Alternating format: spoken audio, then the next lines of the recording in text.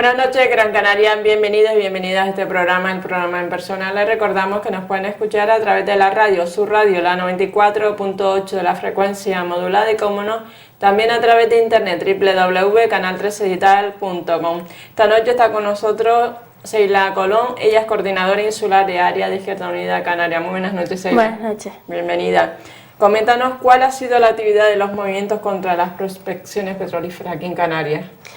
Bueno, pues a partir de que Soria empieza a reanudar el debate sobre las prospecciones a raíz de su intención de que dar las autorizaciones que ya habían sido anuladas en el anterior proceso en 2004, pues vuelve otra vez a la palestra la lucha contra las prospecciones. En el caso de Lanzarote y Fuerteventura hay un fuerte respaldo de las instituciones y mucha de la actividad asamblearia surge a raíz de los cabildos insulares. En el caso de Gran Canaria, como tenemos el PP gobernando en el cabildo, pues ha sido a través de la organización de los colectivos sociales y personas independientes por los que hemos podido articular un movimiento contra las prospecciones, aunque hemos tenido muchas más dificultades, pero hemos seguido en la línea que han marcado también las islas de Lanzarote y Fuerteventura, aportando nuevas iniciativas. De hecho, el tema del referéndum se promovió muchísimo desde Gran Canaria. Hemos conseguido montar una asamblea contra las prospecciones en Tenerife. Y bueno, ahora mismo seguimos trabajando en la misma línea que habíamos mantenido desde hace 2 años. Ayudamos a articular las manifestaciones del 24 de marzo de 2012. Fueron una de las manifestaciones más multitudinarias de Canarias hasta el momento, porque se contaron hasta unos 70.000 manifestantes en todo el archipiélago. A medida que íbamos avanzando hacia las islas de Tenerife, La Palma, pues iba bajando el número de asistentes, pero sí es cierto que se registraron números históricos de manifestantes en Lanzarote y Fuerteventura. Creo que en Lanzarote fueron unos 22.000 y en Fuerteventura también fue unos 18.000. En Gran Canaria se barajan las cifras de entre 11.000 y 15.000 manifestantes en aquella manifestación por las canteras. Manifestación que organizamos todos los grupos, organizaciones de izquierda, sindicales, los movimientos ecologistas.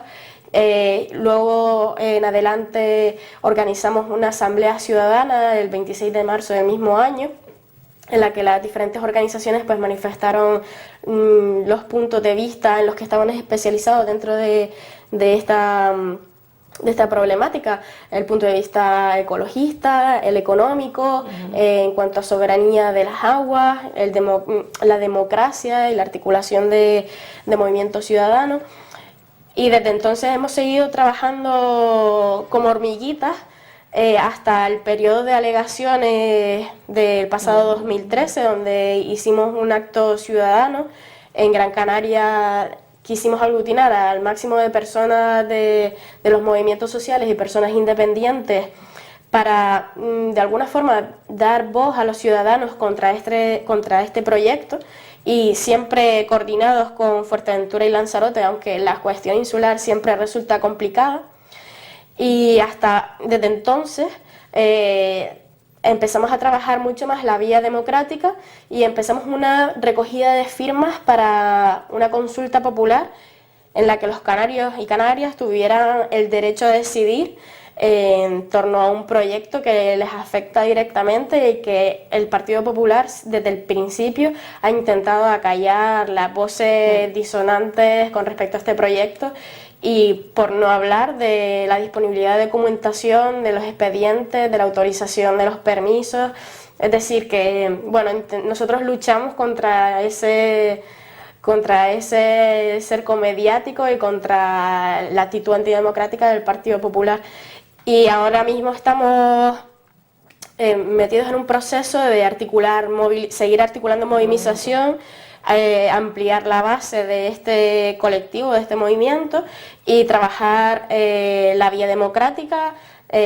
Estamos presentando mociones en los ayuntamientos para involucrar a todas las instituciones, aunque hay ya grupos políticos como el PSOE que está insistiendo en que las instituciones se involucren.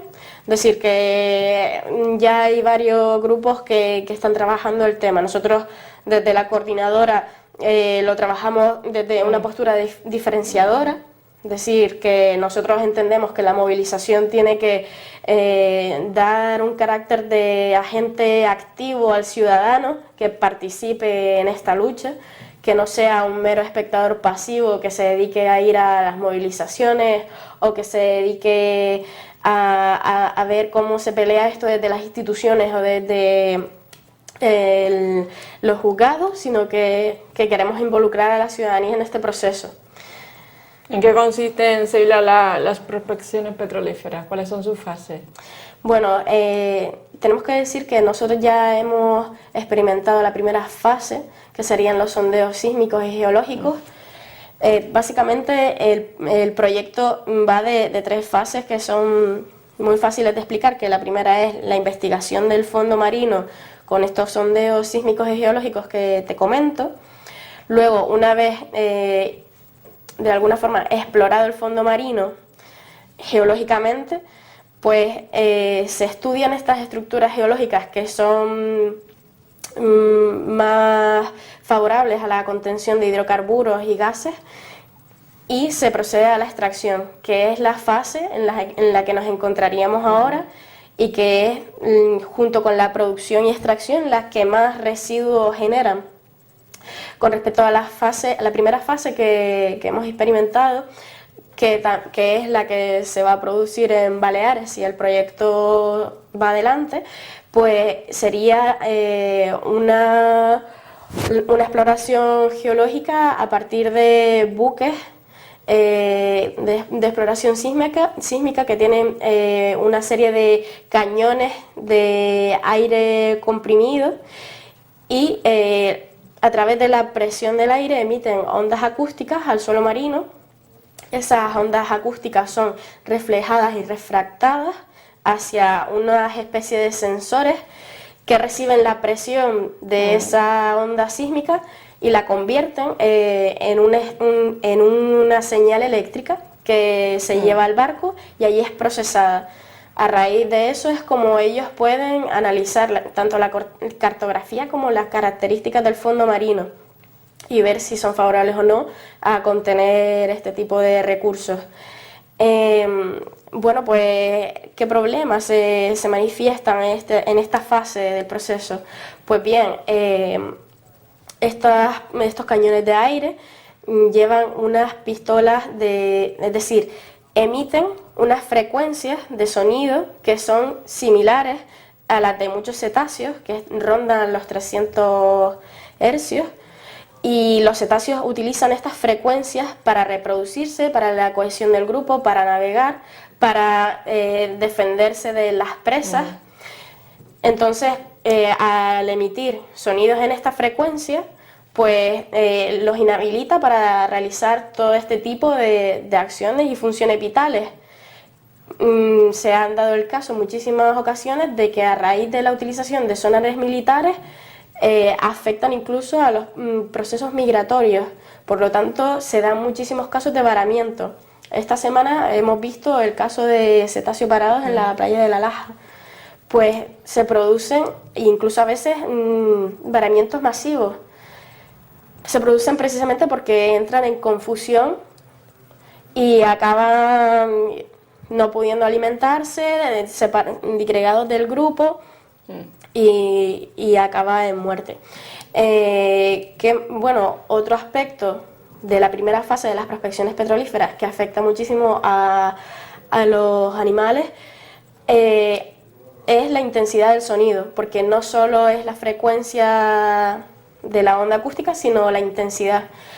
Digamos que nuestro umbral del dolor con respecto a la intensidad del sonido es de 120 decibelios. Los científicos estiman que la de los cetáceos está entre 160 y 180 decibelios. Y hay prospecciones petrolíferas que han alcanzado más de 250 decibelios, incluso en la prensa balear decían que habían algunas que llegaban a alcanzar más de 300 decibelios y la llegaban a comparar como la intensidad sonora de una bomba atómica. Y estos pulsos sonoros se generan cada 20 segundos en intervalos muy frecuentes en el tiempo. Por lo tanto, pues lo que provoca es que la fauna marina huya de los puntos donde se realiza este tipo de actividades. Se realizan con buques, como te comentaba, que viajan a una velocidad de entre 5 a 10 kilómetros, van muy lento para poder examinar el lecho marino. Y los argumentos del Partido Popular de se trata solo de una ecografía marina, pues son totalmente falsos, porque evidencian el enorme daño que se le hace a la fauna marina y que en definitiva eso se traduce también en daños a los ecosistemas marinos, de flora también, porque los ecosistemas son de una enorme fragilidad. Y bueno, después pasaremos a la fase de extracción, en la que se realiza ya la perforación de esas estructuras geológicas en las que se ha detectado la posibilidad, porque ni siquiera es seguro, sino la posibilidad de que pueda haber hidrocarburos, y se utilizan pues metales pesados e hidrocarburos aromáticos para poder lubricar esas brocas que perforan el subsuelo marino.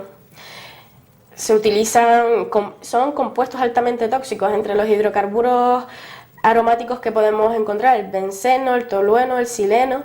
Con respecto a los metales pesados, mercurio, arsénico, cadmio, son potentes venenos, potentes cancerígenos y mutagénicos también.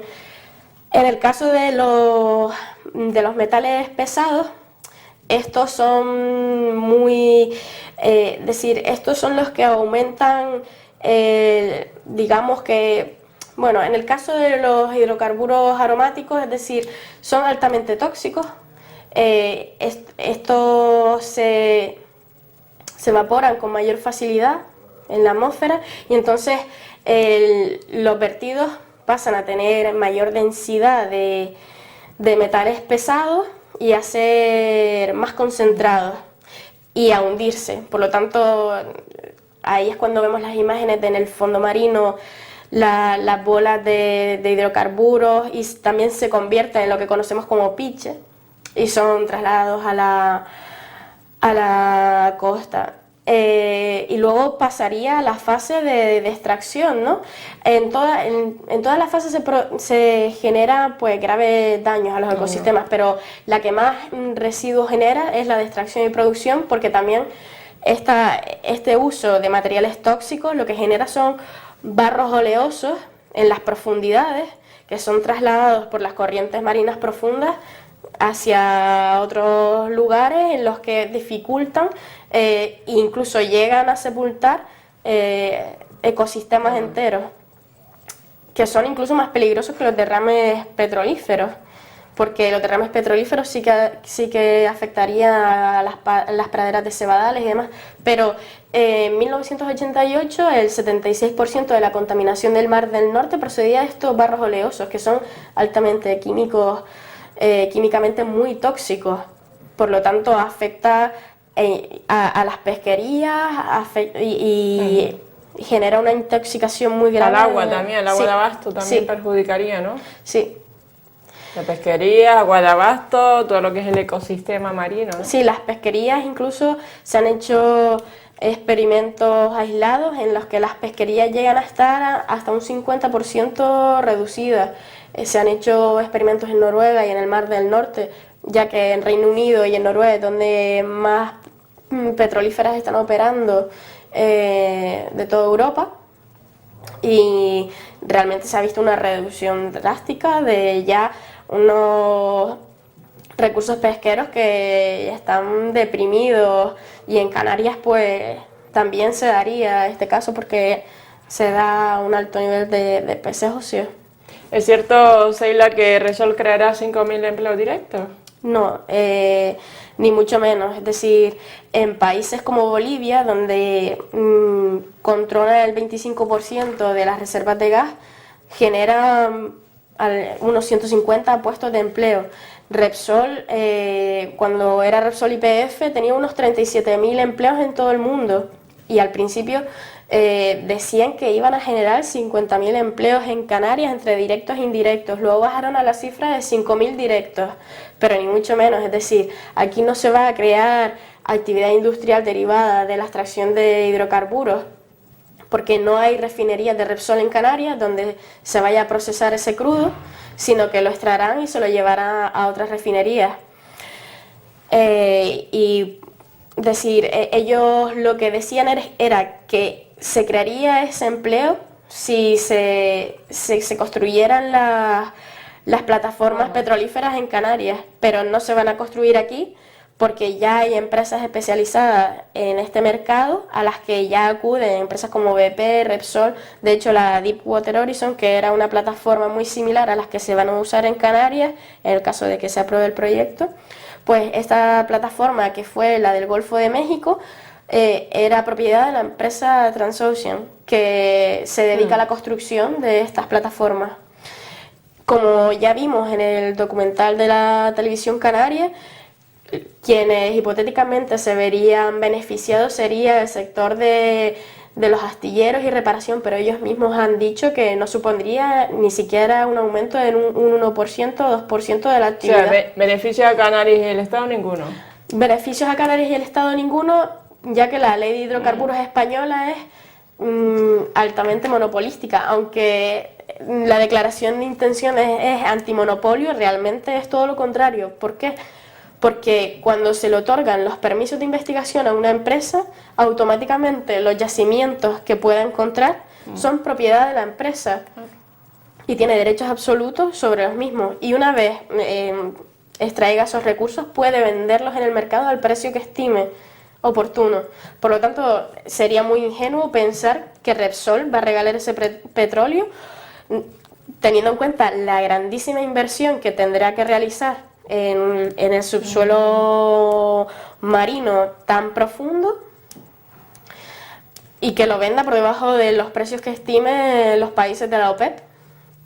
Por lo tanto, ni generará empleo ni aliviará la dependencia energética de España, porque lo venderá en el mercado.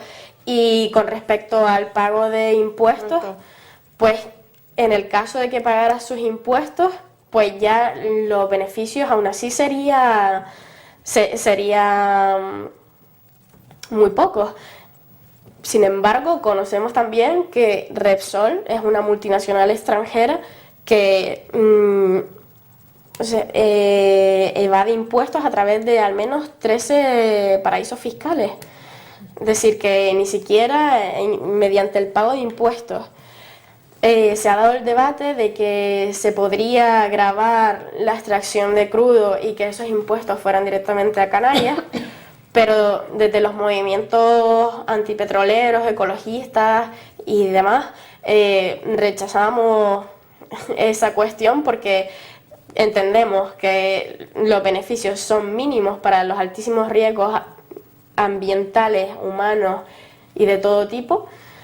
Y además no caemos en la trampa de que en Canarias el 0,2% de la población posee el 80% de la riqueza.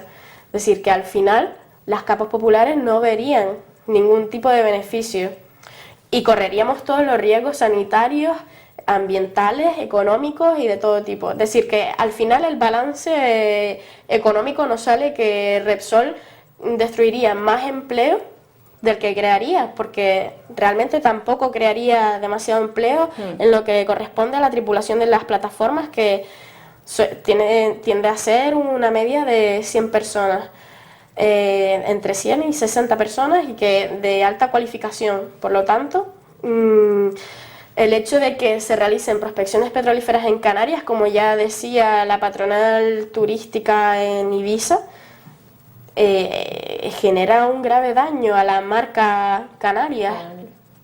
Otro tema importante, Sheila, si existe algún tipo de conflicto internacional en la zona de extracción.